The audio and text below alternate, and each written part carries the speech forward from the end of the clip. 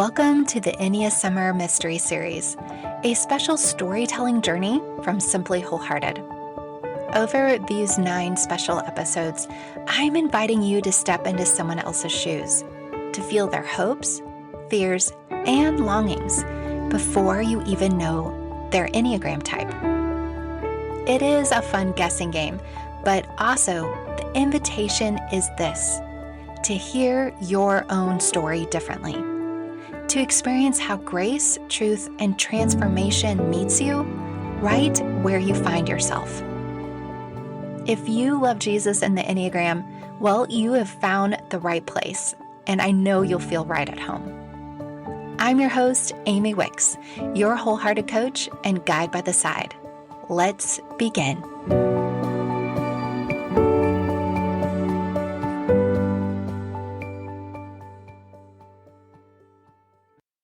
Imagine standing in a room full of people, laughter echoing, glasses clinking, and conversations flowing, and yet still feeling completely unseen. You're not trying to disappear, but you can't seem to find your place either.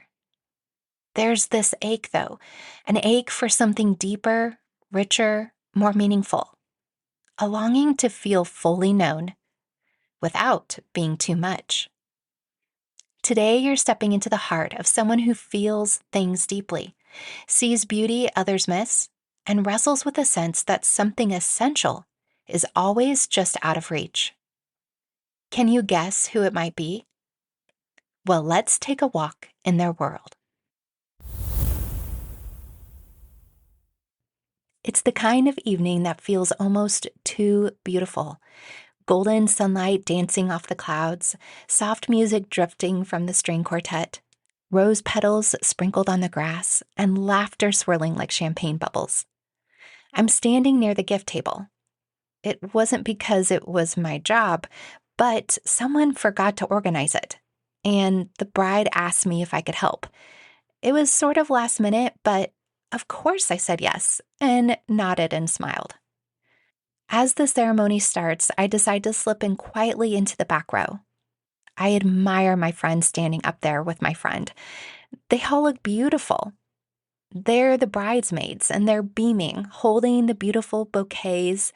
Their names are in the program. Of course, they're in the photos, and they'll be sharing toasts later. I'm so happy for them, and I'm really proud of her. But I also feel an ache that I can't quiet. It's like I'm watching life happen from the outside in. I wasn't chosen, and it's sort of silly, maybe, perhaps even petty, but I can't help but wonder, why am I not up there? Why didn't she ask me? Why wasn't I chosen to be part of the special group?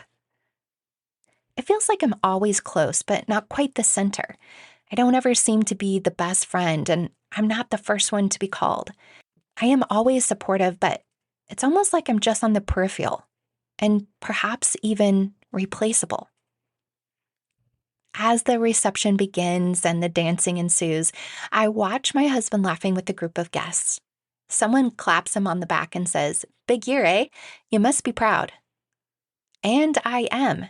My husband deserves it. He's worked really hard. But as I acknowledge that truth, I also feel something twist in my chest. It's sharp, quiet envy. I consider, what about me? What do I have to show for this season? I ponder these thoughts, and it ruminates in my mind. I decide to withdraw from the main party. I go and find the edge of the garden wall and sit there. I face away from the twinkling lights and music. The sun has dipped lower into the sky, and it has become a beautiful shade of lavender. I take it all in, acknowledging the beauty, and I allow my rumination to turn into a prayer. Jesus, do you see me? Of course, there's no thunder in reply, no audible voice, but I do notice the wind brushing through the trees. I hear the faint clink of silverware in the champagne glasses behind me. I press my hands into my lap, grounding myself. I feel the ache. And I also begin to wonder, what if I stop trying to prove I matter? What if I stop trying to find my place of belonging? What if I started trusting that I already do? Suddenly, what comes to mind is a verse I underlined months ago, something about being God's masterpiece. Not because of my role, not because of any sort of recognition or sudden belonging to the group of friends that I desire, but simply because He made me, and I did before He even formed me. And for the first time, perhaps in a long time or ever, I begin to believe that is true. I take a moment to breathe in the lavender dusk, and I feel the rough stone beneath me. The tears do fall, but not from the drama or from feeling left out, but just from this honesty, this recognition of how I feel and how God feels about me. As I allow myself to ponder the possibilities, it feels like a little bit of a start, a mini reboot. I take in one more breath and wipe my eyes, and I decide to turn the other way on the wall. I look towards the tent, setting my intention to walk back into the group, to join the fun and take part of the celebration. Not because I feel totally okay or all is well, but because I want to offer myself and to be fully present, to not let myself get lost in the ache and the swirl, but rather walk anchored in the truth that I don't have to be the most valuable to be valuable, that I don't have to be the most visible to be valuable and belong. I am already loved, I'm already known, and I'm already chosen. I can show up fully me, fully loved, fully accepted, just as I am. Well, did that feel very familiar? Or maybe you thought of someone you love, someone who carries that same desire to belong and to feel special? Well, before I reveal the Enneagram type, take a second. What's your guess? Who tends to wrestle between wanting to fit in, yet still craving something unique or meaningful, special and different? Does a type 9 come to mind? A type 4? Or a type 2? If you guessed a type 4, you were correct. Now, 4s are often described as deep feelers and soulful seekers, but more than anything, they just want to be known. Not for what they do, not for how they look, but for who they are. All of it, even all the flaws. 4s have an incredible ability to notice beauty, to sit in sorrow, and to name what others avoid. And I can testify to this at a deep level.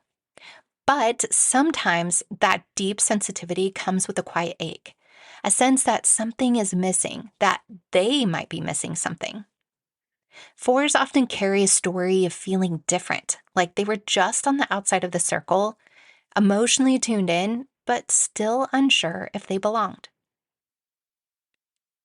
At their core, a 4 longs to hear, "You are seen, you are enough, you matter just as you are." But envy can quickly creep in, not as jealousy, but as that whisper, "Everyone seems to have something I don't." And still, in their healthiest moments, 4s can be deeply grounded, rooted in truth, anchored in love, and they can show up offering their unique presence, not to earn belonging, but because they finally realize they already belong. 4s also teach us something that most of us can easily forget. The truth that feeling deeply isn't a weakness, it is a gift. That beauty can rise even from brokenness, and that longing doesn't mean something's wrong. It means we're awake to what matters most. So there's this house I walk past often in my neighborhood. It has this stunning stained glass window. I've never been privileged to see it from the inside. So on gray, overcast days, from the outside, it just looks like fragmented pieces that don't quite fit together correctly. But every once in a while, when the light hits just right, it absolutely glows. And I like to think of the 4 like that. It's made of various unique pieces, fragments of memory, ache, imagination, and hope. And when the light of truth shines through, it will take your breath away. And maybe that's their gift to the rest of us, to help us see that our most honest stories, even the hard ones or the moments of suffering, because we're heartbreakingly human, they can become our most beautiful offerings. Now, I want to introduce you to someone who's walked this road personally. She's a wholehearted woman who knows what it's like to live within that tension, to carry deep emotion, to long for beauty and meaning, and yet wonder if she's too much or not enough all at once.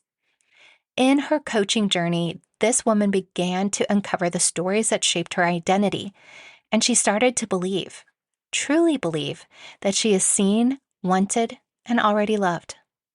So here's her wholehearted journey in her own words. Hi, my name is Sonia Scott. I live in Thousand Oaks, California, and this is my wholehearted journey. My story, like many of yours, has several layers. I first began working with Amy back in 2020. I was feeling stuck, very alone, and unsure of my next steps. I had spent many years looking for the missing pieces that would help me best understand my story. We all have one, a story that includes fibers of our being, family of origin, our identity in Christ. I think I mentioned before, I first heard of Amy on a summit. However, it was while listening to her podcast and subsequently becoming an avid follower that I heard an offer that I couldn't refuse. What I saw as the perfect segue into the world of the Enneagram. The idea of entering my inner world, discerning and dissecting how I had become the woman that stared back at me, and when I looked in the mirror every day, that was more than a little unsettling. I was dying to know more about the stranger who had helped me survive for almost 40 years. What lied behind the mask and coping mechanisms, under the desire to be the perfect daughter, perfect wife, mother, and child of God. Finding a way to make her feel safe and assure her that showing up in the world was not only safe, but absolutely necessary to continue on this journey called life. I knew that God's word said that He wanted us to have life, and not just that, but an abundant life, a beautiful life. And when He said that, He meant this side of heaven. However, I had found myself often resigned to the idea that I would only feel that abundance as I danced on streets of gold in the presence of my Savior. I am all so grateful for that faith because it really sustained me through some periods of feeling very numb, knowing that my life, what I was experiencing, was full of joy, but feeling very, very disconnected from it. I was able to fulfill the roles, expectations, all with a smile on my face, while essentially battling a true disconnect just below the surface. As a mom, I had fallen into a great rhythm, etched out very carefully by fear and an insatiable drive to do it all right. I loved my kids more deeply and completely than I thought was possible. It was not lost on me, the responsibility of being their mom. I am a witness to the fact that what we do and what we don't do have a big impact. My husband absolutely was the man God that had sent in my life to be my soulmate. But life and their development was beginning to outpace my ability to keep up. And when you add a global health pandemic into the mix, voila, I found myself spinning and searching for a more sustainable way to move forward. The DIY coaching was the beginning of a beautiful relationship. It was the beginning of the making of me, or maybe the discovering of me. I reflect on that year, and the cliche of 2020 giving me 2020 vision is clearer now than it could have been at the time. I began to acknowledge my own part in what had really become a life disconnected, not just from myself, but humanity at large. I found that hiding behind the role of mother and wife was a little girl dying to be seen and heard. And so I began the journey of coming home to myself, the journey of really looking at my story, being honest about my victim, villain, and hero mindset, discerning how these roles could help me along the way, as well as how they have hurt me. One of the more shocking points was when I realized that, yes, there are villains outside of our lives or that we have relationship with, but sometimes we can be the villain in our own stories. So I began with the DIY coaching. I segued into counseling, started a life coaching business using the gospel and the Enneagram. And now I find myself being coached and mentored through this new stage of life and wholehearted revelation. There are times that it absolutely feels like 2 steps forward and 1 step back. But the most important gift I've given myself is patience with the process. Amy has guided me through soul care strategies that have given me clarity and a way of escape when, as a 4, I tend to ruminate and get a little too comfortable in the hard. I found myself realizing that going back to dig up the hard things, to affirm myself or to give justice to my pain has really not been the best way forward. Amy has given me words to define the ache for home that always seemed just a little too present, and release me to see boundaries as a form of caring for the relationships that are most important to me. I have learned about the connection between my head, heart, and gut. That head and heart are where I get stuck. It's the place where I am comfortable. I feel automatically. And then I begin to think about what I feel so that I can make sense of it. And that produces, guess what? More feeling. While gut, still very much a part of who I am, God created us with all 3, is something I have to be much more intentional about. That's where my doing comes from. Through this process, I have been released to see feeling deeply as a gift, but also have the understanding that when feeling and thinking rule my life, I ultimately can miss years of showing up for myself. I have acknowledged and become more intentional about the role exercise plays in my life. The Lord even challenged me to slow my exercise down to a walking pace for a season as He ministered to my heart. The reality is, exercise had become a crutch in so many ways, dating back to my high school days. I've had such a push-pull, love-hate relationship with exercise and my body. It's something I've definitely surrendered several times. I would ride my bike to the point of exhaustion and metabolize pain and stress with each pedal stroke. I had substituted the endorphin surge for His presence. There were some things I needed to slow down to process. So walks in nature began to be the place where I would activate doing and where I began to do some of my most poignant healing. Along this journey, I have learned to be aware of what is mine to carry and what was never meant for me to hold. How to show up for the little girl who wanted to belong, feel protected and loved. And most beautifully, I have begun to share that person with my peers and loved ones, as evidenced by more intimacy in my marriage, connection with my daughters, without the shadow of fear, and being more open to cultivating friendship. Wow, did you catch all the various pivotal moments in Sonia's story?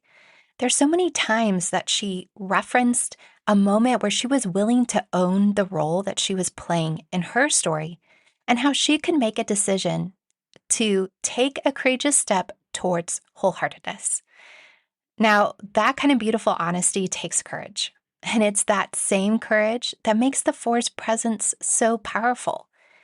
Not because they're trying to impress or stand out, but because they're finally standing firm in the truth of who they are and whose they are. So if you're listening and that story stirred something in you, if it reminded you of your own longing to feel known, seen, and not too much, I want to invite you to pause with me for a moment of stillness, and let's take a breath together. not to change who you are, but to return to the truth of who you already are. Breathe in. I am seen. Breathe out. I am already loved. Lord, when comparison clouds our hearts and shame whispers we don't belong, remind us that you created us with intention, that our depth is not a defect, and that ache inside isn't just something to fix. It's a reminder that we were made for something more. Help us bring our full, vibrant selves to the table, not to earn love, but to reflect the beauty of your image within us. May the ones who feel too much, or like they're not enough, come to rest in the truth that you call them beloved. Not someday, but already. So friend, as you move into the rest of your day, I wonder, what part of Sonia's story, or maybe the fictional one before it, resonated with you most? Was it the ache of feeling left out, the swirl of comparison, or maybe the quiet courage it takes to believe that you are already enough? If you're nodding along, I'd love to be your guide. The coaching work I do with women just like you is all about helping you uncover the stories you've been living from and learning to trust the truth of who you really are. So, if you're ready for a next step, just head to simplywholehearted.com/EnneaSummer. You can just get a free guide specific for your Enneagram type. Plus, in the emails with that guide, you can get a link to schedule your own clarity call if you're ready. And remember, you don't have to navigate this journey alone. There's space for your voice, your story, and your healing. This is the heartbeat of Simply Wholehearted. We are all broken, we're all blowing it, but the brave one, she does something about it.